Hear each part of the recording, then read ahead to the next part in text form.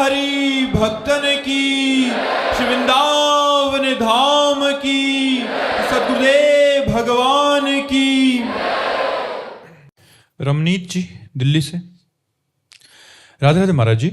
महाराज जी, अगर हम कोई भी पाठ बिना उसके अर्थ समझे करते हैं तो क्या उसका भी फल मिलता है? हाँ, मिलता है, क्योंकि आप बिना अर्थ पढ़े कर रहे हैं, लेकिन उसका जो अर्थ है वो भगवान तो जान रहे ना। तो हम उस पद को गायन करते हैं, उस स्तोत्र को गायन करते हैं, उस ग्रंथ को गायन करते हैं, तो उस ग्रंथ के रचयिता, उस ग्रंथ को प्रकट करने वाले और स्वयं भगवान ये प्रसन्न हो जाते हैं। जैसे हम रामायण गा रहे हैं तो रामायण के रचयिता महर्षि जी या गोस्वामी तुलसीदास जी, और उसको प्रकट करने वाले याज्ञवल्क्य, भरद्वाज आदि ऋषि, कागभूषुंड गरुण जी आदि महात्मा, और जिनकी है वो साक्षात भगवान श्री राम, वो कृपा करते हैं। तो हमारी समझ में आ रही या नहीं आ रही, लेकिन यदि हम रामायण का पाठ कर रहे, भागवत का पाठ कर रहे, गीता जी का पाठ कर रहे, तो उससे हमारा निश्चित कल्याण होने लगेगा, मंगल होने लगेगा, समझ में भी आने लगेगा, सब ठीक हो जाएगा। आप करते रहिए। राकेश पाठक जी इंदौर से।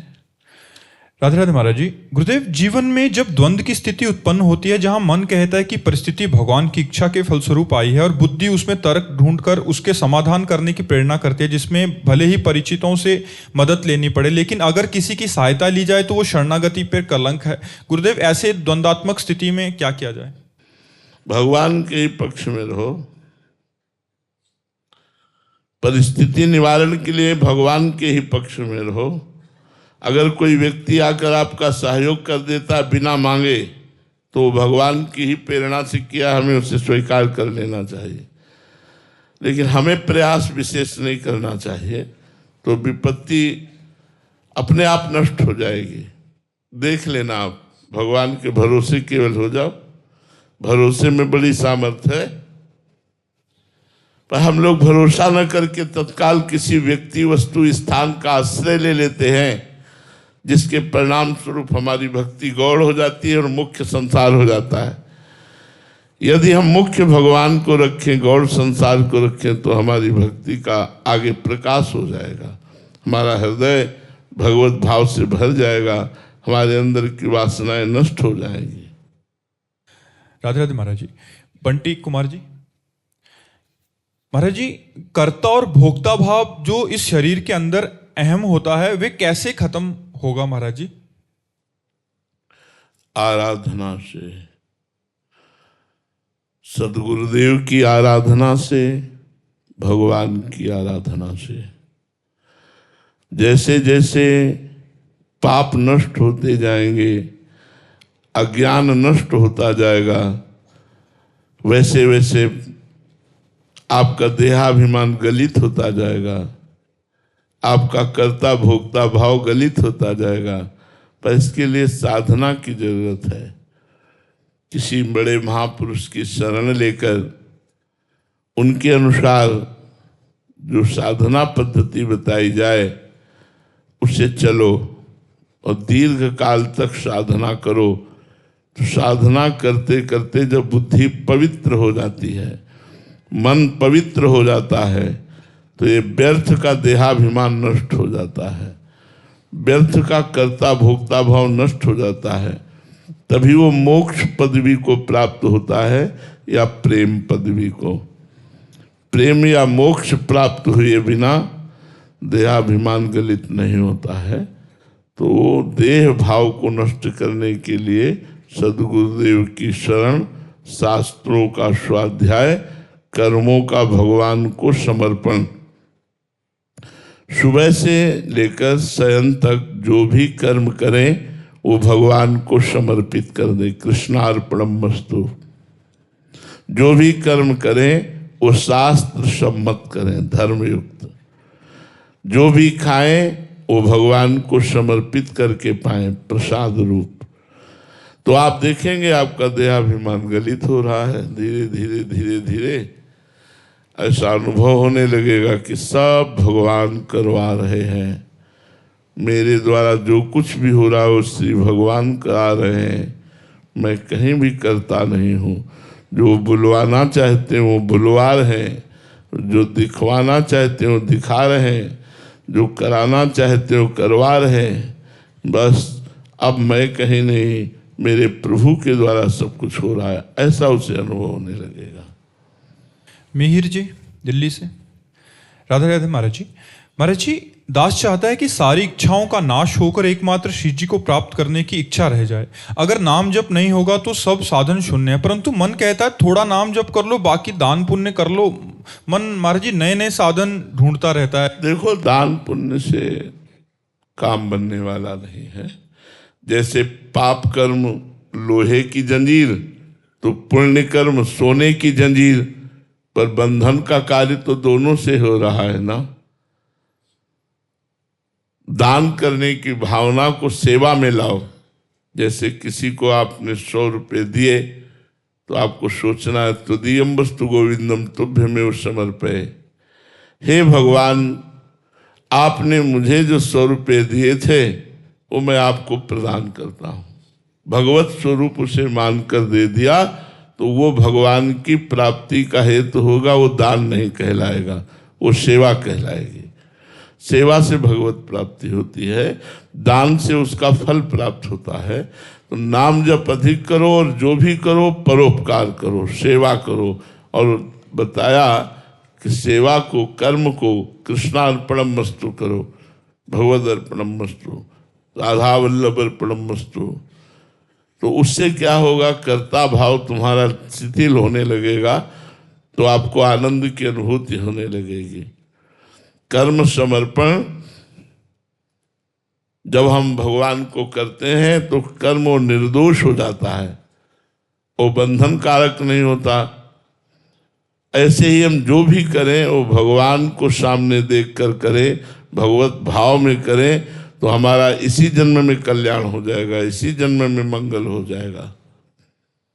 बाबूराव शिवराम जी महाराष्ट्र से। राधे राधे महाराज जी। महाराज जी, सत्य मार्गियों के जीवन में कठोर परिस्थितियां क्यों आती हैं? क्योंकि आखिरी जन्म होता है, बहुत जन्मों का प्रारब्ध भोग सब इकट्ठा हो जाता है और उनको भोग करके भगवान को प्राप्त होते हैं। अब उनका नया जन्म नहीं होना, इसलिए प्रायः बड़े बड़े संतों को, धर्मात्माओं को, बड़े महापुरुषों को बहुत कष्ट झेलना पड़ा। पर उस कष्ट से उनकी भक्ति में चमक ही आई, भक्ति कम नहीं पड़ी। जैसे स्वर्ण को आग पर रख दिया जाए तो उसका तेज बढ़ेगा, ना कि वो नष्ट हो जाएगा। ऐसे ही जब भक्त को विपरीतता, प्रतिकूलता, अपमान, दुख आदि दिया जाता है प्रारब्ध के अनुसार, तो अंदर से सुदृढ़ होकर भगवान की भक्ति, विशाल भक्ति में दृढ़ होता है, चमकता है, नष्ट नहीं हो जाता। इसलिए भगवान जो करते हैं बहुत अच्छा करते हैं। ऐसी भावना करके हमें सदैव नाम जप करते हुए जीवन व्यतीत करना चाहिए, इसी से सब ठीक हो जाएगा। विजय जी अहमदाबाद से। राधे राधे महाराज जी। महाराज जी, नवता भक्ति में प्रथम 3 चरण श्रवण, कीर्तन और स्मरण, ये तीनों चल रहे हैं, क्या यही हमें आगे तक के चरणों में पहुंचा देंगे? हाँ, ठीक है। गोस्वामी तुलसीदास जी ने भगवान श्री राम के श्रीमुख से वचन निकले हुए लिखे कि 9 माह एकहु जिनके हुए, पुरुष नारी सचराचर कोई। चाहे वो पुरुष हो, स्त्री हो, नपुंसक हो, कोई भी हो, यदि 9 भक्ति में से एक भी भक्ति आ गई तो उसको भगवत प्राप्ति हो जाएगी। एक भी भक्ति, जैसे रत्नावती जी के हृदय में एक भक्ति आई श्रवण की, भगवान की कथा सुनने की, महाभागवत हो गई। जैसे धुंधकारी को एक ही भक्ति ने भगवत प्राप्ति करा दी, वो केवल श्रीमद् भागवत की कथा सुनी और भगवान को प्राप्त हो गए। जैसे एक ही भक्ति मथुरा के ब्राह्मण की पत्नियों को श्रवण मात्र से भगवत प्राप्ति हो गई। तो श्रवण, कथन, सुमिरन, सेवन, अर्चन, बंदन, दासंतन, सख्य, आत्मसमर्पण, इनमें से अगर 3 आ गई हैं तो 9 अपने आप आ जाएंगी, चिंता ना करो। रुचि जी लखनऊ से, महाराज जी भक्ति क्या है? पूजा करना, परोपकार करना, तीर्थ दान पुण्य करना, महाराज जी आखिर कलयुग में भक्ति का स्वरूप क्या है? स्मरण,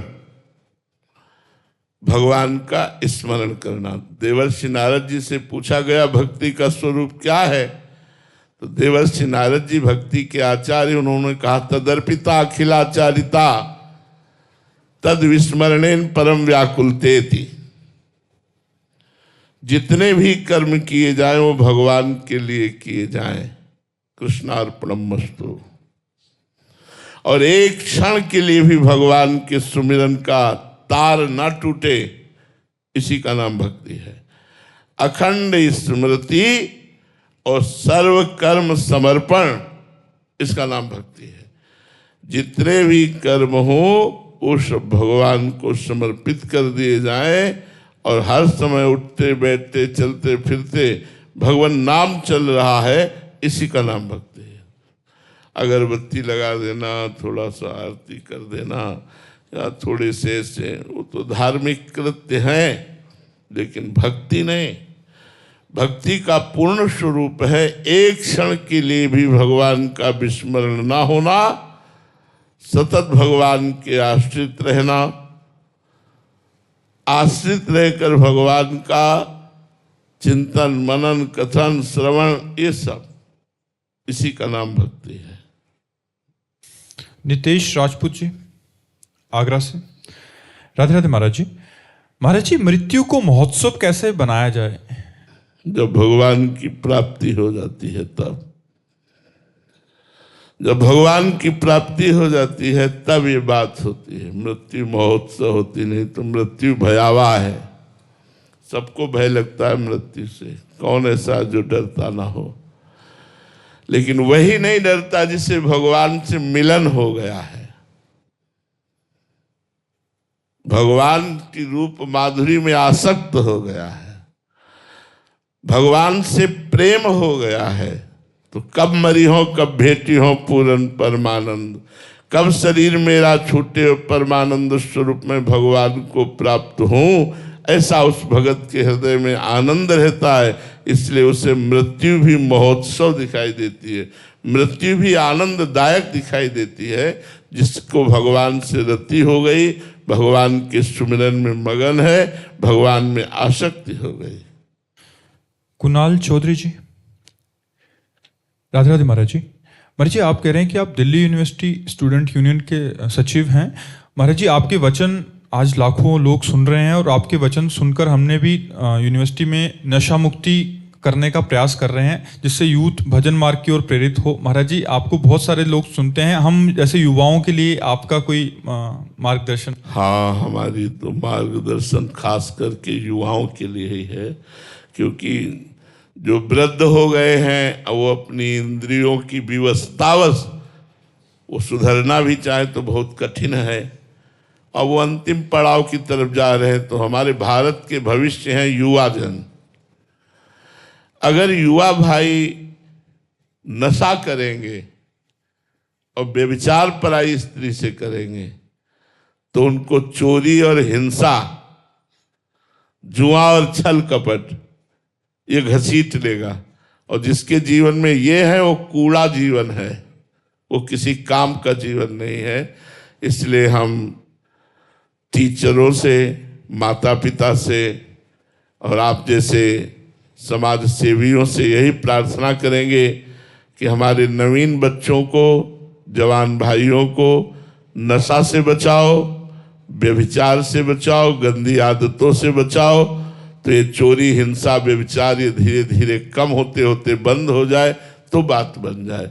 नए नए बच्चे हुक्का पीते हैं, ड्रग्स पीते हैं, शराब पीते हैं, व्यभिचार करते हैं, ये सब बहुत गंदी बातें हैं, जिससे अध्यात्म के बिना अशांति, पापाचार बढ़ता चला जाएगा।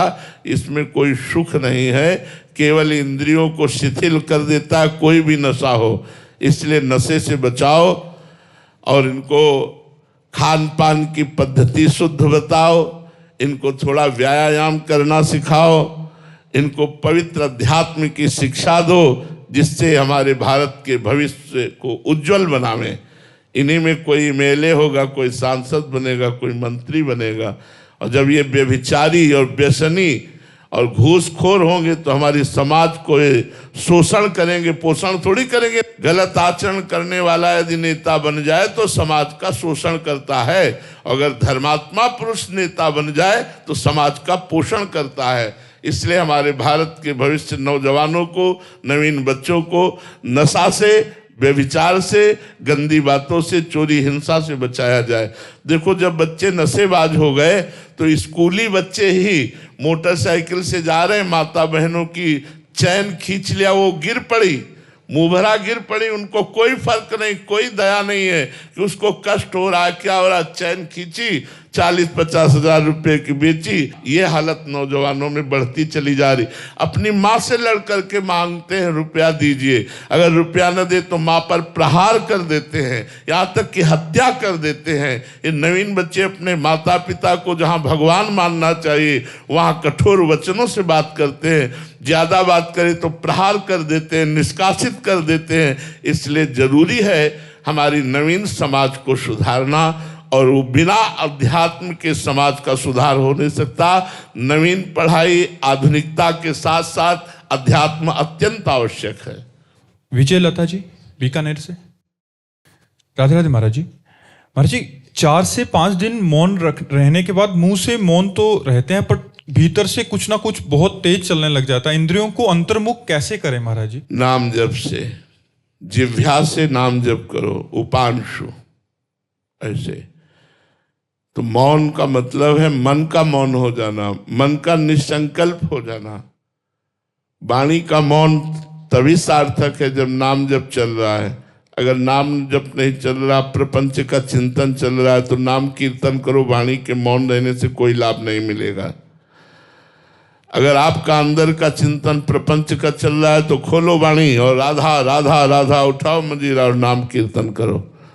देखो 10 मिनट में मन एकदम शांत होने लगेगा। हाँ, अगर मन हमारा एक तार भगवान में लगा है, हम वाणी से मौन है, तो धन्य है आपका मौन। अगर प्रपंच का चिंतन हो रहा है, संसार का चिंतन हो रहा है, तो फिर वो वाणी का मौन, केवल वाणी का मौन। नहीं तो जितने, अगर वाणी के मौन से भगवत प्राप्ति होती तो जितने वाक्य इंद्रिय रहित हैं, मूक हैं, जो बोल नहीं सकते, तो सबको भगवत प्राप्ति हो जाती है। नहीं, जन्म से बहुत से लोग मूक हैं, उनको भगवत प्राप्ति हो जाती। भगवत प्राप्ति केवल मूक बनने से नहीं होता, अंदर से भजन कर। मौन इसलिए रह जाता है कि भाई हम वाणी से प्रपंच नहीं बोलेंगे, निरंतर नाम जप करेंगे, इसलिए मौन सार्थक है। अच्छा, विचार पूर्वक मौन रहो। जो बोलना है 1 मिनट में बोल दिया, हटो, और बस निरंतर नाम जप कर रहे हैं, तो मौन सार्थक है।